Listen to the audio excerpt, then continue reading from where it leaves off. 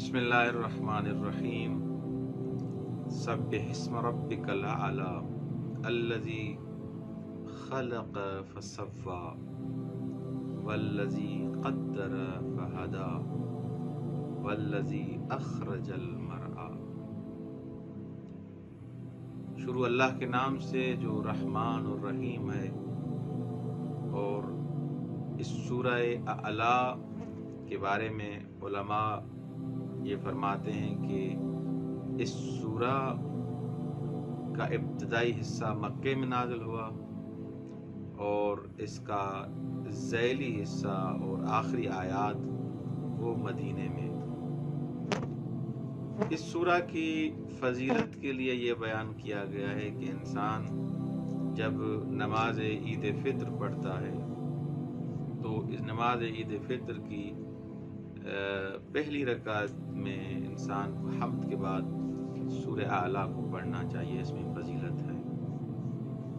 और वो सूरे जो तस्बीह परवरदिगार से शुरू होते हैं, युसब्बिहु या सब्बह से जो सूरे शुरू होते हैं, उनमें से तकरीबन ये आखिरी सूरा है सूरह आला, जिसमें सब्बिहिस्म रब्बिकल आला से ये सूरा शुरू होता है। इन सूरा को ऐसे सूरा जो तस्बीह परवरदिगार से शुरू होते हैं, सब्बह या युसब्बिहु से, इनको मुसब्बहात कहा जाता है।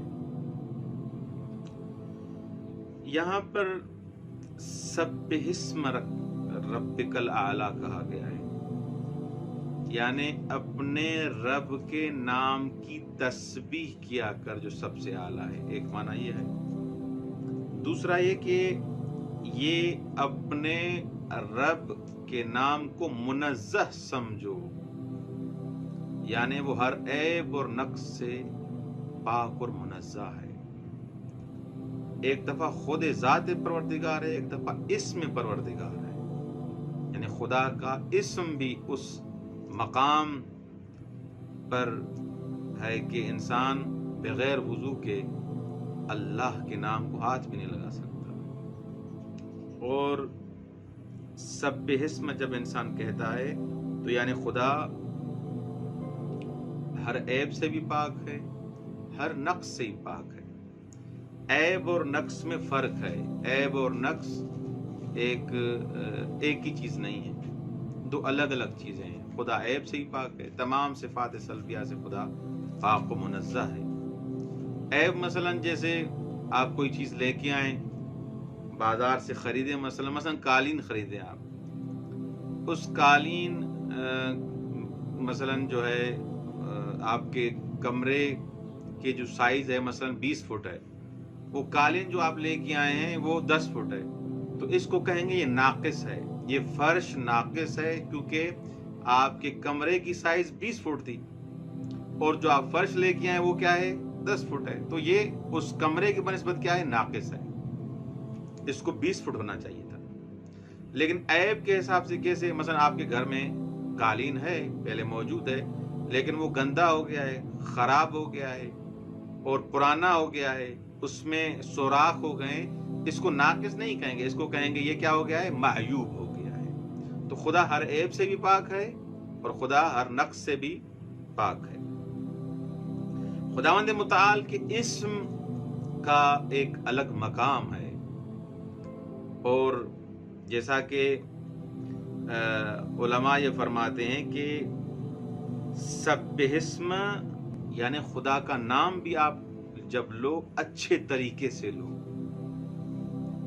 खुदा का नाम कभी भी नक्स और ऐसे अल्फाज इस्तेमाल न करे जिनमें ऐब पाया जाए, जिनमें नक्स पाया जाए। उन नुक्स और ऐब वाली चीज़ों से कभी भी खुदा को याद न किया जाए। सब्बिहिस्म, क्योंकि खुदावंद मुताल इन तमाम चीज़ों से पाक और मुनज़्ज़ह है।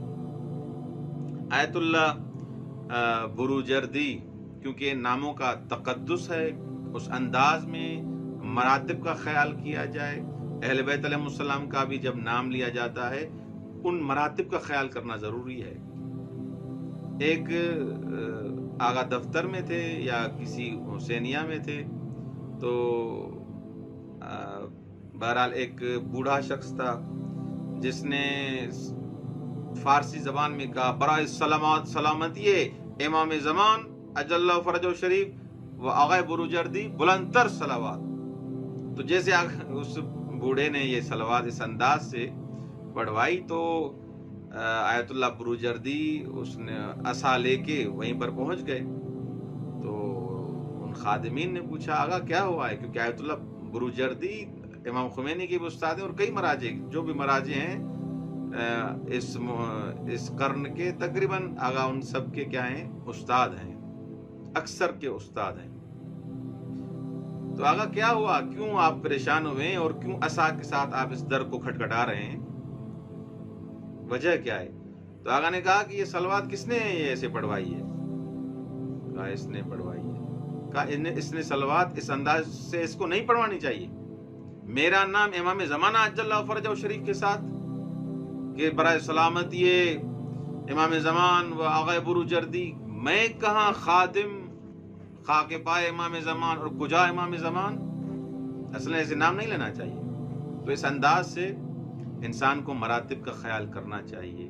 خدا کی جب حمد کرے تو خداوند متعال کی صفات اور خدا کی نام کا اس انداز سے خیال کرے. اہل بیت علیہ السلام کو اپنے ساتھ لا یقاس بنا کو مد رکھتے ہوئے کبھی بھی شامل نہ کیا جائے. ان مراتب کا خیال کرنا ضروری ہے. اچھا، اس کے بعد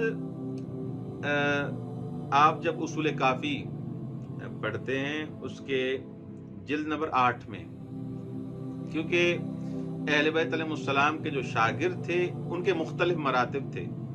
آپ جب تاریخ پڑھیں گے ان کے جو شاگرد دیکھیں گے، ان کے محضر میں جو افراد آتے تھے ان کی اہلیت اور ان کی قابلیت مختلف مراتب والے افراد آتے تھے. سب ایک جیسے نہیں تھے کہ سب کا علم سب کی اہلیت ایک جیسی ہو، ایسے نہیں تھے. الناس معادن کمعادن الذهب والفضة، یہاں پر جو تشبیہ دی ہے کہ افراد خزانے کی طرح ہیں، معدن کی طرح ہیں. جیسے مثلا سونے اور چاندی کے خزانے ہوتے ہیں، اسی طرح افراد بھی ایسے ہیں. کچھ افراد کی اہلیت اس قابلیت اور ایبلٹی ایسے ہوتی ہے اور کچھ افراد کی کم ہوتی ہے، کچھ افراد کی زیادہ ہوتی ہے. امام صادق علیہ الصلوۃ والسلام، کیونکہ خدا کے اسم کی بات ہے تو امام نے ایک شاگرد، کبھی ایسے ہوتا تھا کہ امام سوال کرتے تھے اور کچھ جو صحابی ہوتے تھے وہ امام سے پوچھتے تھے. لیکن جو خصوصی جن افراد کی تربیت کی جاتی تھی ان سے امام بھی سوال کر لیا کرتے تھے. تو امام نے ایک شاگرد سے پوچھا اللہ اکبر کا کیا مطلب ہے؟ اللہ اکبر جو ہم کہتے ہیں اس کا مطلب کیا ہے؟ تو اس نے جواب دیا اکبر من کل شیء، اللہ ہر چیز سے بڑا ہے. اکبر من کل شیء، اللہ ہر چیز سے بزرگ ہے، بڑا ہے. تو آپ نے فرمایا فکان ثم الشیء فیکون اکبر منہ، تو یعنی ایک چیز ہو اور اس سے خدا اکبر ہو، ایسے تمہاری مراد ہے؟ یعنی ایک چیز پہلے ہو اور اس سے خدا کیا ہو؟ اکبر ہو، بزرگ ہو. تو امام جعفر صادق علیہ الصلوۃ والسلام نے سے اس نے پوچھا تو پھر کیسے کہنا چاہیے اللہ اکبر سے پھر کیا مراد ہے؟ امام صادق علیہ الصلوۃ والسلام نے فرمایا اللہ اکبر من ان یوصف، اللہ اس سے بڑا ہے کہ اس کی صفت لائی جائے. یعنی اللہ اکبر من ان یوصف، اللہ کی بزرگی یہ ہے کہ اس سے بڑا ہے کہ اس کی آپ کیا کریں؟ صفت پیش کریں. لیکن ایسے علوم کے لیے وہ ظرف چاہیے، وہ قابلیت چاہیے، وہ اہلیت چاہیے. ہر انسان کے سامنے یہ چیزیں بیان اہل بیت علیہ السلام نہیں کرتے تھے. مختلف مراحل میں مختلف قابلیتوں کو دیکھ کر اہل بیت علیہ السلام نے یہ چیزیں بیان کی ہیں. السلمان منا اہل البیت جو آپ سنتے ہیں فقط حضرت سلمان کے لیے نہیں ہے. کئی قوم کے محدثین تھے جن کے لیے اہل بیت علیہ السلام نے منا اہل البیت فرمایا ہے. کچھ خواتین تھیں جو محدثہ تھیں، ان کے لیے اہل بیت علیہ السلام نے منا اہل البیت نقل کیا ہے، روایات میں موجود ہے.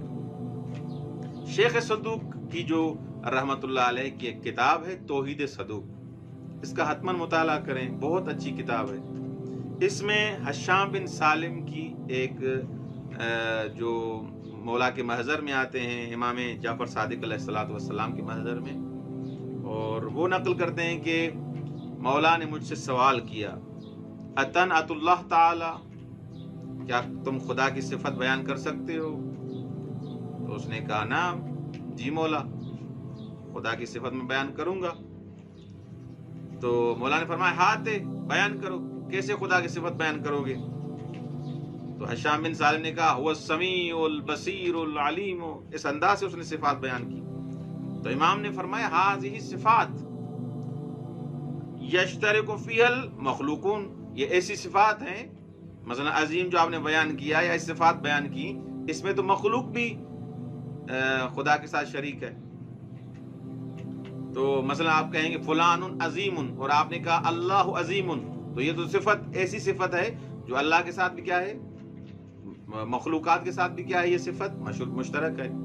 तो कैसे तुम अल्लाह की सिफत बयान करते हो? तो हशाम ने कहा मौला फिर कैसे खुदा की वस्फ बयान करनी चाहिए, खुदा की नात यानी वस्फ कैसे इंसान बयान करे? तो मौला ने फरमाया ऐसे बयान करो, हुवा नूरुन ला ज़ुल्मत फीही हयातुन ला मौत फीही, न कहो अलीमुन, न कहो आलिमुन, बल्कि कहो हुवा नूरुन, वो खुद नूर है जिसमें असलन जुल्मत ही नहीं है। हुवा नूरुन वो हयातुन ला मौत फीही, न कहो कि खुदा जिंदा है, बल्कि कहो हुवा हयात, खुद हयात है। इल्मुन आलिमुन न कहो, बल्कि कहो इल्मुन ला जहल फीही, वो इल्म है, मंबे इल्म है, वो इल्म है, उसका इल्म ला मुतनाही है।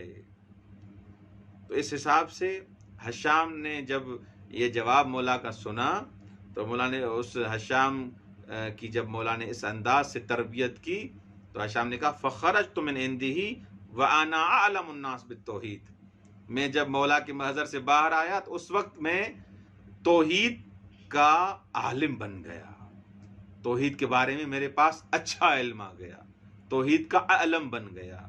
तो इस अंदाज से यानी खुदावंद मुताल की सिफात और खुदा के नाम को याद करना चाहिए। सब्बिहिस्म रब्बिकल आला। अस्सलामु अलैकुम व रहमतुल्लाहि व बरकातहू।